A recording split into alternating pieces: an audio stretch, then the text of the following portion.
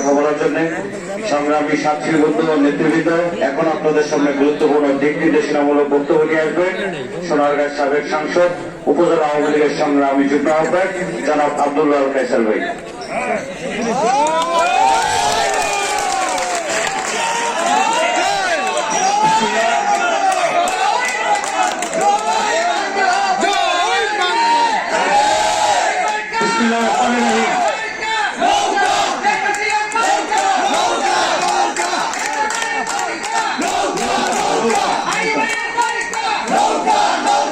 আজকে সাদিপুর ইউনিয়নের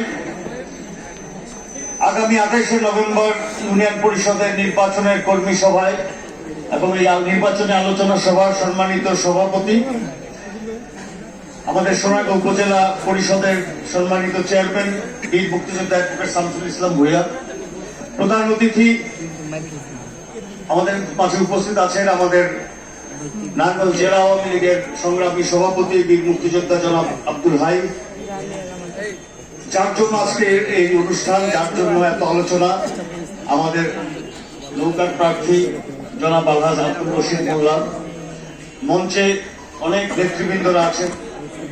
আপনি সবার নাম অ্যাড্রেস করলে অনেক সময়ের ব্যাপার,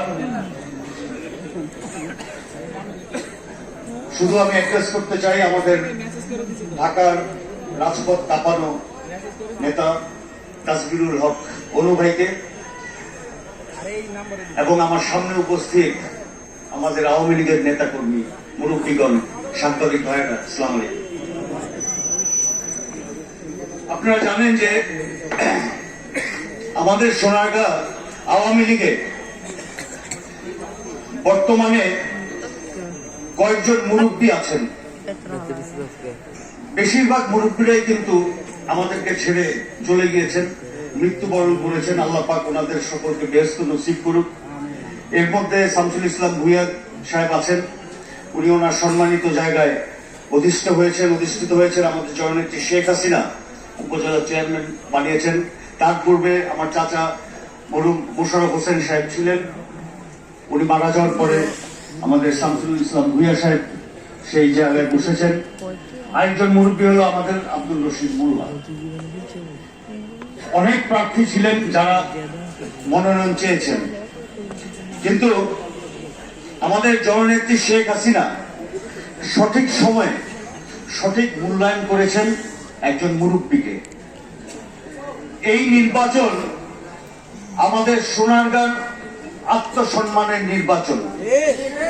এই সাদিপুর ইউনিয়নের নৌকার নির্বাচনটা কিন্তু শুধু নৌকার নয়, প্রত্যেকটি আওয়ামী লীগের আবেগের সাথে জড়িত এই নির্বাচন।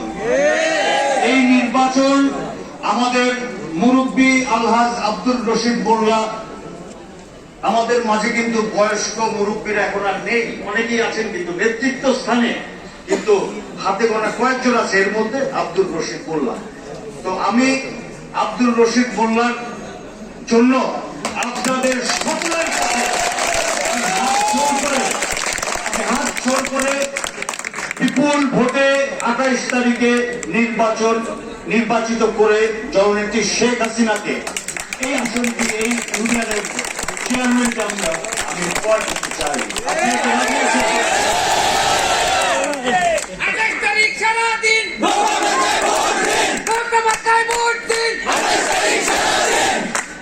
এখন আমরা আওয়ামী লীগ কিন্তু এই সোনারগাঁয়ের প্রত্যেকটি এলাকায়, শুধু সাদিপুর নয়, প্রত্যেকটি এলাকায় আমাদের তৃণমূল আওয়ামী লীগ থেকে শুরু করে নেতৃত্ব স্থানে যারা আছেন, আমরা কোনো না কোনো ভাবে আমরা কিন্তু নির্যাতিত মানসিক ভাবে বা কোনো না কোনো ভাবে।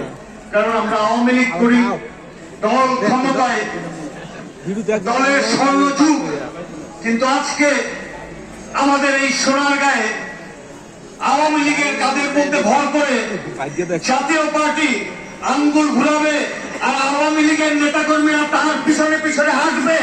এটা কিন্তু সোনারগাঁও।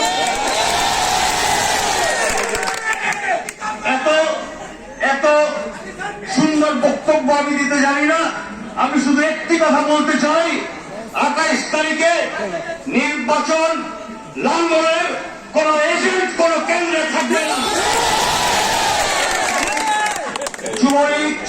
এই দ্বন্দ্ব সংগঠনের সকল নেতৃবৃন্দদের দৃষ্টি আকর্ষণ করে বলতে চাই, এর ব্যতীত যদি কোনো সিদ্ধান্ত হয়, এর ব্যতীত যদি বাস্তবে কোনো কিছু দেখা যায়, তাহলে আমরা কিন্তু আমাদের এই সম্মানিত প্রার্থীর সম্মানে আঘাত করব। আমরা চাই লাঙ্গলের কোনো এজেন্ট থাকবে না।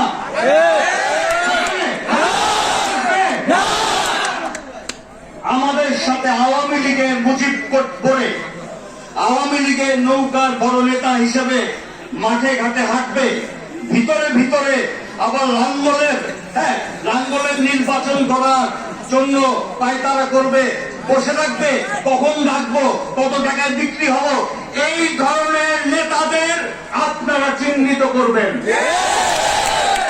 আমাদের জেলার সম্মানিত সভাপতি আছে, আমাদের আহ্বায়ক আছে, যুগ্ম আহ্বায়ক আছে, আমাদের আহ্বায়ক কমিটির অনেক নেতৃবৃন্দরা আছেন। সেই তালিকা আপনারা দিবেন।